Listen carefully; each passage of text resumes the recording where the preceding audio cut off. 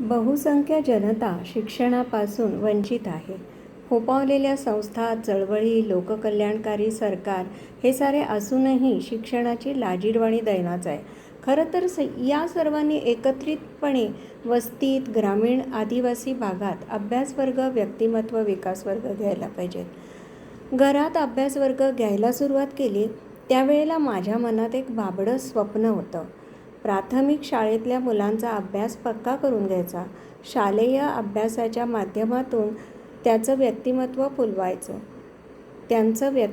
फुलवायचं. त्याच खिडकीतून जिज्ञासा आणि आनंद वाढवायचा. म्हणजे त्यांना पुढच्या अभ्यासात फारशी अडचण येणार नाही.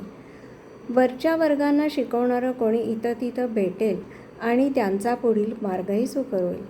पण हा भाबडेपणा हळूहळू पुसत गेला. भोवतालचं वास्तव कळायला उमगायला लागलं. कुटुंबात गुरफटलेल्या सुखासीन वर्गाला सण समारंभ, शॉपिंग, साईटसीइंग यातून वेळ मिळत नव्हता. इच्छा तर नव्हतीच. संस्था, चळवळी, राजकारण, समाजकारण यामध्ये असणाऱ्या भिंती, स्वार्थ, अहंगंड, आत्मतृप्तता आणि अल्पसंतुष्टता या साऱ्या गोष्टी जाणवत गेल्या. देशात गडगंज संपत्तीची उधळमाधळ, आतषबाजी तर दुसरीकडे कुपोषण, अनारोग्य, IT क्षेत्रात दिपवणारी भरारी झेप तर दुसरीकडे शिक्षणाची लखतरं. गावोगावी संगणक पण 12-14 तास लोडशेडिंग किंवा विजेची कमतरता. सुशिक्षितपणा, सुधारलेपणा याचा आव तर इकडे जनामनात असमानतेचं बीज.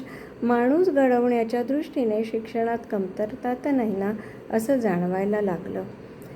वस्तीतल्या पहिलीत प्रवेश घेणाऱ्या मुलांच्या आणि त्यांच्या आईवडिलांच्या डोळ्यात स्वप्नांचे दिवे लखलखत असतात. पण मुलांचं वय वाढत जातं तसे लखलखणारे, चमकणारे डोळे विझत जातात. पण मुलांच्या डोळ्यात नवेच भाव उमटतात. नैराश्याचे, कोडगेपणाचे, बेरडपणाचे. अभ्यास न आल्यामुळे शाळा सोडून दिली जाते आणि मग शिक्षणाअभावी, पैशाअभावी न्यूनगंड असणारी ही बहुतांश मुलं वय वाढेल तसं बेशिस्त, व्यसनी, आक्रमक होत जातात.